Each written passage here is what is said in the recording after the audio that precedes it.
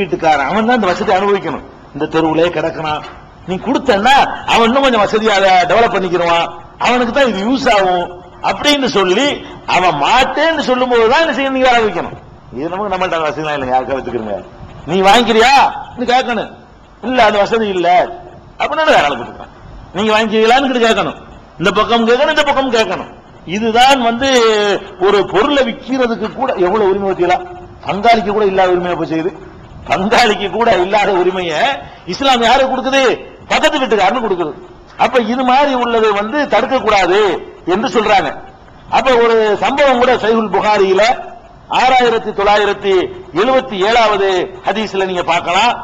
அதாவது அபூ ராஃபி என்பவர் தன்னுடைய வீட்டை சஅத் பின் அபி வக்காஸ் வாங்கிக்கிற சொல்றாரு. என் வீட்டை நீ வாங்கிக்கப்பா அப்படிங்கிறாரு. அவர் வாங்க மாட்டேங்கிறாரு. அப்புறம் ஆள்லாம் முடிச்சுட்டு வர்றாரு. நீ தான் பக்கத்து வீட்டுக்காரனா இருக்கிற, உனக்கு தான் தரணும், நீ பக்கத்து வீட்டுல உட்காந்துட்டு நான் விற்க போறேன், எனக்கு தேவை, காசு தேவை இருக்கு, நீ தான் வாங்கிக்க அப்படிங்கிறாரு. அவர் என்ன சொல்றாருன்னு கேட்டா, நான் விற்கிறதா இருந்தா 500 ரூபாய்க்கு தான் வாங்கிக்கிறேன், வாங்குறதா இருந்தா 400 ரூபாய்க்கு தான் வாங்கிக்கிறேங்கிறார். 400 தீனார், ரூபாய் தீனார், தங்க காசு, 400 தீனாருக்கு வாங்கிக்கிறேன் அப்படிங்கிறாரு. இவர் சொல்றாரு 500 தீனாருக்கு என்கிட்ட கேட்டாங்க, ஆனால் நீ உன்ட்ட அதான் வசதி இருக்குன்னு சொல்ற. ரசூல் ஸல்லல்லாஹு அலைஹி வஸல்லம் பக்கத்து வீட்டுக்காரனு கொடுக்கணும்னு சொல்லி இருக்காவிட்டால் நான் இது 500 தீனார் வெளியில வித்துருவேன், நீ 400 கொடு இந்தா அப்படி சொல்றாரு அவர். ரசூல் ஸல்லல்லாஹு அலைஹி வஸல்லம் சொல்லி இருக்காங்க. இது இவர் கூடுதலா நடக்கிற, அப்படி செய்ய தேவையில்லை. அதுக்காண்டி 10 லட்சத்துக்கு 1.5 லட்சம் வாங்கிக்கிறவன் கொடுக்கணும்னு வச்சுங்கிறாரு. அவங்க அப்படி பயந்துருக்காங்க. ரசூல் ஸல்லல்லாஹு அலைஹி வஸல்லம் சட்ட வாசகம் அப்படி இல்ல. அதுக்கு ரீசனபிளான விலை கிடைக்கும் பொழுது அதுதான் மார்க்கெட் ரேட்டு, ரீசனபிளான ரேட் இருக்கு, அதுக்கு தான் பார்க்கணுமே தவிர அதுக்காண்டி பக்கத்து வீட்டுக்காரனுக்கு தான் கொடுக்கணுங்கிற சட்டத்தை பயன்படுத்திக்கிட்டு 2 லட்சம் ரூபாய் பெருமானம் உள்ளது 2000 ரூபாய் தரேன்னு கேட்டா கொடுக்க முடியுமா? அப்படி கொடுக்க முடியாது. அந்த மாதிரி அவர் சொல்றாரு. அவர் அப்படி பயந்துருக்காரு. இந்தப்பா வெளியில 500 கேட்கிறாங்க, நீ 400ங்கிற. அப்ப ரசூல் ஸல்லல்லாஹு அலைஹி வஸல்லம் பக்கத்து வீட்டுக்காரனுக்கு கொடுக்க சொன்னா எனக்கு 100 ரூபாய் நஷ்டமாகுது, பரவாயில்ல போயிட்டு நீ என்ன வச்சுக்க 400 கொடு, அதனால உனக்கு தர்றேன். ரசூல் ஸல்லல்லாஹு அலைஹி வஸல்லம் சொன்ன காரணத்துக்காக 20% குறைக்கிறாருங்க. வெளியில கொடுத்தா 20% கூட கிடைக்கும். 500 ரூபாய் 100 ரூபாய் 20% இல்லையா, 20% தள்ளி கொடுக்குறாருங்க. அப்ப 500 ரூபாங்கிறது 5 லட்சம் ரூபாய் வச்சுக்கிறீங்க, 1 லட்சம் ரூபாய் தள்ளுறாரு. 1 லட்சம் ரூபாய் கம்மியா இருந்தாலும் கேட்கிறாரு, எடுத்துக்கங்கிறார். பக்கத்து வீட்டுக்காரன் நீ உனக்கு தான் யூஸ் ஆகும், எங்க எந்த கொண்டாந்து ஒருத்தர் குடி வச்சு உனக்கு தொந்தரவு தண்டு போறதை விட நீனை வச்சுட்டு போ அப்படின்னு சொல்லி அவர் சொன்ன சம்பவம் புகாரியில் 6970 விரிவான பெரிய சம்பவம். சாட்டா சொல்லி முழுசா தெரிஞ்சுக்கிறவங்க பாத்துக்கலாம். 6977வது ஹதீஸை பார்க்கலாம். அப்ப இது அண்டை வீட்டுக்காரர்களோட அவ்வளவுக்கு அந்யோன்யமாகவும் அவ்வளவு நெருக்கமாகவும் நடந்து கொள்ள வேண்டும். இதெல்லாம் செய்ய வழி இல்லைன்னு சொன்னா தொந்தரவு பண்ணாம ஏச்சுக்குது. இதெல்லாம் இப்படிலாம் செஞ்சால் சிறப்பு. ஆனால் நரகத்துக்கு போய் சேர்த்துருங்கிறாங்களே, தொந்தரவு பண்றது, இடைஞ்சல் பண்ணிக்கிட்டு இருக்காது பக்கத்து வீட்டுல. உன்னால பக்கத்து வீட்டுக்கு அந்த இடைஞ்சல் வரக்கூடாதுன்னு. இது எல்லாத்தையும் விட பக்கத்து வீடு என்றதுல இன்னொரு முக்கியமான டாபிக் ஒன்று இருக்குது. என்ன டாபிக்னு கேட்டா, நீங்க இந்த பெரும்பாலும் இந்த பெண்கள் இந்த பாலியல் சமாச்சாரங்கள்ல பாலியல் பலாத்காரம் செய்யப்படுறாங்கல்ல, இதுகளெல்லாம் நீங்க பாத்தீங்கன்னு சொன்னா பெரும்பாலான பெண்கள் எங்க ஏமாறுவாங்கன்னு பாத்தீங்கன்னா நல்லா தெரிஞ்சவர்கள்ட்ட தான் ஏமாறுவாங்க. தெரிஞ்சவன் யாரு அது மாதிரி பெண்களை ஏமாத்தி கெடுப்பான்னு கேட்டா, அவங்க வீட்டுல இருக்கக்கூடிய டிரைவரா இருக்கிறவன் அல்லது படிச்சு கொடுக்கிற வாத்தியாரு, அறிமுகம் இல்லாத ஒண்ணு பண்ணிட முடியாது. யாருன்னா அவனை ஏமாத்த வாய்ப்பு இருக்கும், அறிமுகம் இல்லாதவன் நெருங்க மாட்டான். அப்ப இந்த பெண்கள் அந்த மாதிரி பாலியல் பலாத்காரம் செய்யப்பட்ட பெண்கள்ல விசாரிச்சு பார்த்தா 100% இப்படித்தான் இருக்குது. இது மாதிரியான பாத்தியாரு, அவங்களுக்கு குடும்ப நண்பர்களா வரக்கூடியவங்க, இவர்கள் மாதிரி ஆட்கள் என்ன செய்யறாங்க, பெண்களை தவறான முறையில யூஸ் பண்ண ஆரம்பிச்சிடறாங்க. அதுல அந்த லிஸ்ட்ல ரொம்ப கூட வர்றோம் பக்கத்து வீட்டுக்காரனா.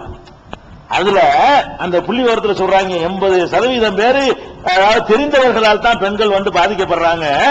அதுல அதிகமா இருக்கிறவர்கள் பக்கத்து வீட்டுக்காரர்கள். பக்கத்து வீட்டுல இருக்கும்போது அந்த பழக்கத்தை யூஸ் பண்ணிக்கொண்டு பக்கத்து வீட்டில் இருக்கிற பெண்களோட தகாத முறையில நடக்கக்கூடியவனாக மனுஷன் மாறிடுறான். ஏன்னு கேட்டா பக்கத்து வீட்டில இருந்து தவறு செய்யக்கூடிய நேரத்தில் மாட்டிக்கிறதுக்கு வாய்ப்பு கம்மி. அதாவது இங்க இருந்து வேற ஒரு தெருவுக்கு போனா இவன் அங்க வந்தான், இங்க நடமாடுறானே, இவன் அந்த வீட்டுல வாசல்ல நிக்கிறானே, அந்த வீட்டுக்குள்ள நுழைகிறானே அப்படின்னு 1000 பேர் பேசுவான். அடுத்த வீடா இருந்தா யாரும் பார்க்கமா, அந்த வீட்டுக்குள்ளான இருக்குது. இந்த வசதியை பயன்படுத்தி கொண்டு மனிதன் என்ன பண்றான், அண்டை வீட்டுக்காரனுடைய மனைவியோட அவனுடைய குழந்தை பெண்களோட அவன் தகாத முறையில் நடக்கிறதுக்கு யூஸ் பண்ண ஆரம்பிக்கிறான். இது நிறைய அண்டை வீட்டில் நடக்குது. இருக்கிற பாவத்திலேயே ரசூல் ஸல்லல்லாஹு அலைஹி சொல்றாங்க, இருக்கிறதுலயே பயங்கரமான பாவம் எதுன்னு கேட்கும்போது லிஸ்ட் போடுறாங்க. ரசூல் ஸல்லல்லாஹு அலைஹி வஸல்லம் கேட்கறாங்க, சஹாபாக்கள் கேட்கறாங்க, ஐயூ ஸம்பி அஅலமு இந்தல்லாஹ், அல்லாஹ்விடத்துல பாவம் நிறைய சந்தர்ப்பங்கள்ல பாவங்களை பட்டியல் போட்டு சொல்லியிருக்கிறாங்க. பெரும்பாவங்கள் இத்தனை, இதுக்கு பிறகு இது, இதுக்கு பிறகு இது, இதுக்கு பிறகு இதுன்னு வருஷம் போட்டு சொன்ன ஹதீஸ் இது. கேள்வி எப்படி வருதுன்னு கேட்டா, ஐயூ ஸம்பி அஅலமு இந்தல்லாஹ், அல்லாஹ்விடத்துல பெரிய பயங்கரமான குற்றம் எது என்று கேட்கிறாங்க சஹாபாக்கள். அப்ப ரசூல் ஸல்லல்லாஹு அலைஹி சொல்றாங்க, அன் தஜஅல லில்லாஹி நித்தன் வ ஹுவ ஹலகக, அல்லாஹ் உன்னை படைச்சிருக்கும் போது அவனுக்கு நீ இணையாக்குறிய, அதான்ப்பா பெரிய பாவம். உன்னை படைச்சது அவன், நீ படைக்காததெல்லாம் கடவுளுங்கிற. உன்னை படைச்சது அவன், நீ மனுஷன கடவுளுங்கிற, கல்ல கடவுளுங்கிற, செத்து போனால கடவுளுங்கிற, அவளியாவ கடவுளுங்கிற. அப்ப இந்த மாதிரி உன்னை படைச்சது ஒருத்தன் இருக்க, இன்னொருத்தன் அல்லாஹ்வுக்கு ஈக்குவல் ஆக்குறிய, அதுதான் பாவத்திலேயே பயங்கரமான பயங்கரமான பயங்கரமான பாவம். ஃபர்ஸ்ட் அதாங்கிறாங்க ரசூல் ஸல்லல்லாஹு அலைஹி வஸல்லம். அதுக்கப்புறம் குல்து இன்னதாலிக்கல் அலீமுன், கேள்வி கேட்டவர் இப்னு மஸ்ஊத் சொல்றாரு, நான் ஆமா இது கரெக்ட், இது பெருசுதான், இது பயங்கரம் தான், இதுல சந்தேகமே இல்ல அப்படின்னு அவர் வாக்குமூலம் கொடுத்துக்கிட்டு சொல்றாரு. சும்மா ஐயுன், அல்லாஹ்வுடைய தூதரே அடுத்து எது, இந்த அல்லாஹ்வுக்கு இணை கற்பிக்கிறதுக்கு அடுத்தது எது என்று கேட்கும் பொழுது ரசூல் ஸல்லல்லாஹு அலைஹி வஸல்லம் சொல்றாங்க, வ அன் தக்துல வலதக தகாஹு அன் யத்அமக, உன்னுடைய குழந்தை, நீ பெத்த புள்ள உன்னோடு சாப்பிடுவதற்கு பயந்து கொண்டு உன் பிள்ளைய நீ கொல்றிய, அதாண்ட அடுத்து பெருசுங்கிறாங்க. பெத்த பிள்ளைய கொள்றாங்க வறுமைக்காக வேண்டி, பெத்த குழந்தைய வறுமைக்காக கொள்றான். பெண் குழந்தைகளை நீ ஜாஸ்தியா கொள்றான் வறுமைக்காக வேண்டி. ஆண் குழந்தையும் கூட வறுமைக்காக கொள்றான். தற்கொலை செய்யற மாதிரி நிறைய குழந்தைகளை மந்திரி சொல்ல கேட்டு அதை கேட்டு பண்றான். கருவுல வச்சு கொண்டு இருக்கான் நிறைய. இது ரசூல் ஸல்லல்லாஹு அலைஹி சொல்றாங்க, உன்னோடு சோறு தின்று வாங்குறதுக்காக வேண்டி, உன் சோத்துக்கு பங்காளியா வந்து வாங்குறதுக்காக வேண்டி நீ பெத்த புள்ளைய கொல்றது இருக்க, அது இரண்டாவது பெரிய பாவம். ஃபர்ஸ்ட் பெரிய பாவம் அல்லாஹ்வுக்கு இணை வைக்கிறது, இரண்டாவது பெரிய பாவம் இது அப்படிங்கிறாங்க. ரெண்டாச்சா, இதுவும் உங்களுக்கு கொலைங்கிறது மற்ற கொலையை விட இது பயங்கரமான கொலை.